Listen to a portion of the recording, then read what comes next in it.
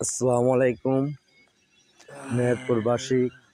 এবার দেখেন গাংনি পার হয়ে বাঁশবাড়ি ভিতরে আমরা আছি।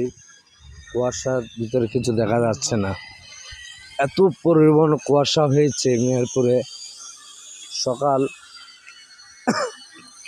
8টা বেজে গেছে, কিছু দেখা যাচ্ছে না। আমরা এদিকে গাংনি দেখা এই যাচ্ছে না, মুহূর্তে আছি, এদিকে মেহেরপুরও দেখা যাচ্ছে না। আমরা মাঝখানে আছি এবার আমরা বাঁশবাড়ি দেখছি প্রান্তে। মেহেরপুরে রোডে দেখেন কি অবস্থা। এই যে গাড়ি যাচ্ছে, একটা আলগামন, একটা অটো, প্রচুর কুয়াশা পড়েছে মেহেরপুরে, প্রচুর। আমরা এই ভিতর দেখাচ্ছি গাংনি ফিল্ড পাম্প, ইয়ারোলের পাম্পের ভিতরে দেখেন আমরা দর্শন করছি। এই যে ফুল গাছ আছে, কত সুন্দর ফুল গাছ।